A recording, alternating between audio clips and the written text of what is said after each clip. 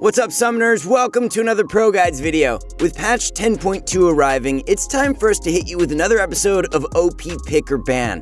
As always, we're covering the champions that you need to watch out for. Pick them, otherwise ban them.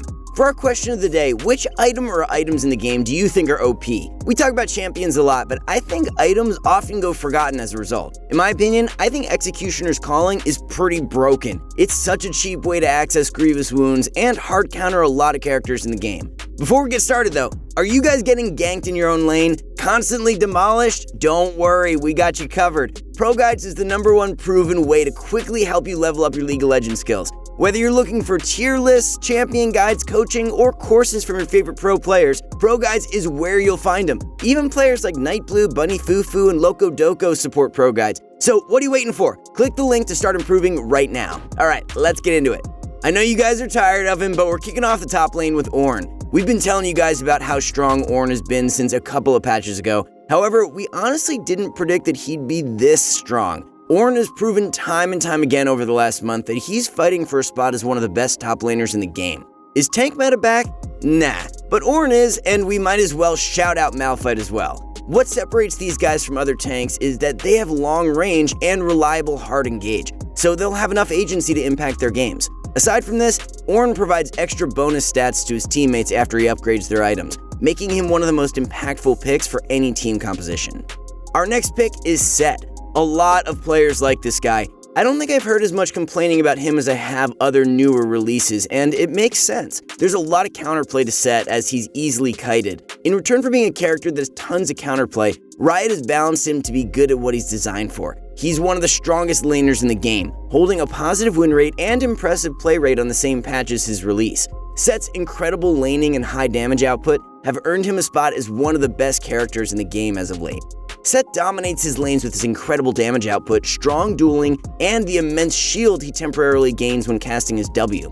Although Sett can definitely have trouble against ranged opponents and during teamfights, this isn't enough to write him off as a pick. He's great at fighting, so that makes up for his shortcomings. He's simple too, so if you're looking for someone to pick up, maybe give him a shot. If you're a player who likes playing a lot of melee champions up in the top lane, you might also need to consider banning Sett since he wins versus a lot of them. It's not like Sett is unable to do anything either. With great flanks, he can use his ultimate to pick off priority targets, or instead ult a tank into their team to chunk them out. Kled is back, especially considering what they've done with Conqueror this season. The extra bonus damage scales incredibly well since Kled has AD ratios on all his abilities, including his W, which is usually just known for providing him that quick flurry of basic attacks. Kled's influence on the map and ability to hard engage fights allows players to dictate a lot of different things in their games. With good macro play and understanding of when they should look to fight, Kled players can ensure his team is fighting when they need to be, or traversing the map to make some plays. While Kled doesn't win every matchup in the top lane, he wins a lot of them, and this makes him a pretty powerful blind pick. He's one of the few guys who can stand up to Sett at the moment as well. If you're planning on playing Kled rather than banning him, you'll definitely want to consider throwing your ban at one of his counters, like Fiora, Camille, or Jax. For those of you who aren't playing top lane, Kled is also a worthwhile ban if you play someone immobile, as Kled is probably going to run you over if he's fed. That's a wrap for our top laners, so feel free to check out those builds one more time on the screen.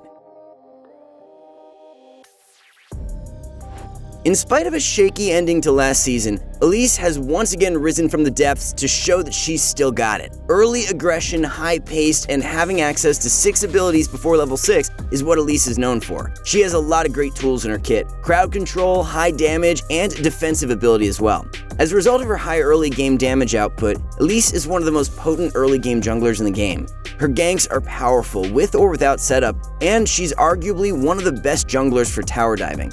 Since she's ranged, Elise is a pretty stable pick, which is further backed up by her statistics. Her win rates in even her worst matchups aren't actually that bad compared to other champions facing their kryptonite. Elise is already a pretty commonly banned champion, showing that she's pretty well hated.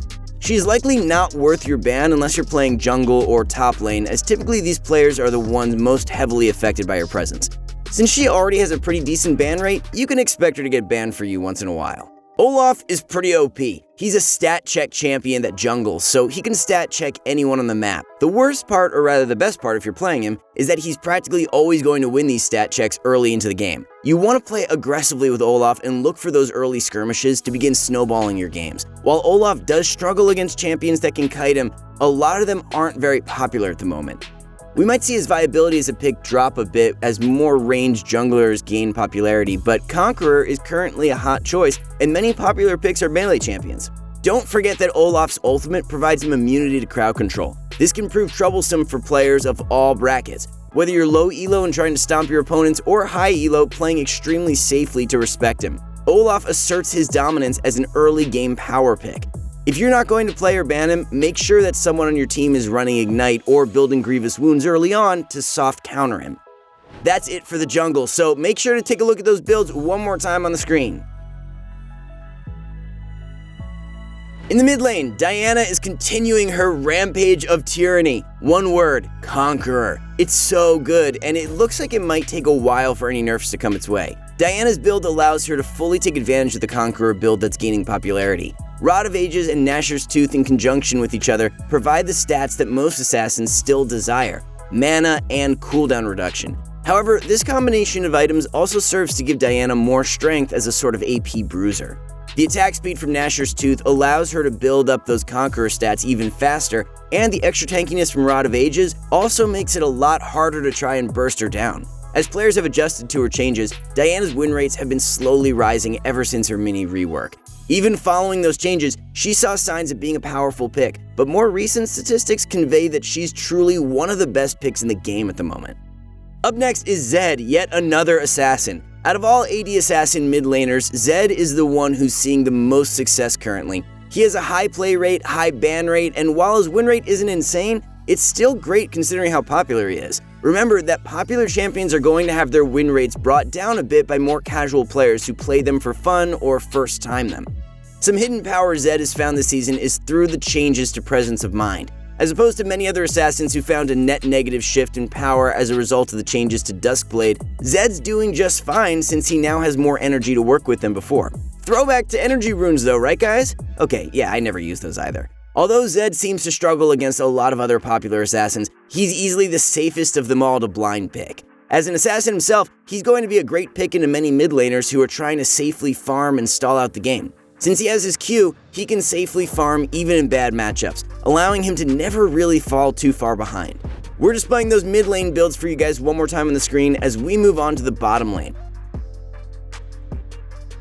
With some nerfs to Stormrazor, Vayne is going to find some more breathing room in the bottom lane. In fact, Vayne was already doing fine last patch down bottom. Vayne's high mobility as well as high damage output make her a very potent threat. Since there's a lot of bruisers and divers in the meta as well, Vayne will prove to be an ironically safe pick to rely on. Maybe not safe during the laning phase, but easily one of the safest in terms of team fighting. Her ability to constantly kite and reposition herself will make her a great pick against the surge of many other popular picks like Set and Ornn. While assassins can still one-shot her like they would any marksman, at least Vayne has the tools to at least try and outplay them. Players also tend to forget how much kill pressure Vayne holds in lane. While she can't really take advantage of this in losing matchups, in winning ones, her mobility allows her to heavily threaten many of her opponents.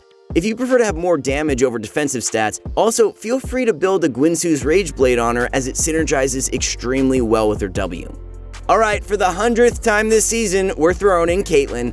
Overall, Caitlyn should see a small decrease in her win rate as a result of the slap on the wrist nerf Stormrazor received. In elite brackets of play, we expect to see Caitlyn's win rate sink a more considerable amount, as she's had a lot of her auto attack reset mechanics patched with a bug fix. Pretty sad because her headshot resets were sick, but they did give her a little too much power in the hands of skilled players. For those of you outside of Grandmaster and Challenger level brackets though, Caitlyn is still going to be strong for the same reason she has been: lane dominance, high range, safety, and priority over Dragon. Finally, for bot laners, we can't forget Miss Fortune. Miss Fortune's incredible damage in the early game makes her one of the most oppressive laners to play against. Miss Fortune held just short of a 53% win rate last patch, and considering that Stormrazor received a nerf, we should expect her relative power level to continue to increase. We mentioned her in our counter picks video last patch, but she's shown that she's a little good at countering basically every other marksman. As a result, she's a little better suited as an OP pick. The only bot laner that found some form of success against her last patch was Cassiopeia, who isn't that popular. As a result, Miss Fortune is the pick or ban champion of this patch. If you aren't going to pick her, ban her because of how far behind she can set her opponents. That's it for bot laners, so check out those builds again as we transition into supports to wrap it all up. First up for supports is Nami. After receiving a buff to her E last patch, allowing her allies' spells to apply the slow, she's seen more play and more wins. Who would have thought that buffing a champion would make them better? Nami saw her win rate increase a whole % with some extra change, so she too sat just below 53%.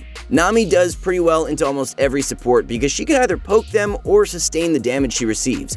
More aggressive picks with a lot of damage can prove problematic, but with the Nautilus nerfs this patch, she should have some more breathing room in the bottom lane as the tides have turned. She's similar to Miss Fortune in the fact that she has an oppressive laning phase alongside pretty solid teamfighting. Her ultimate is a great tool as either follow-up or disengage, as it has a very wide cast range, which can cover chokes as well as a huge portion of the screen in open spaces as well.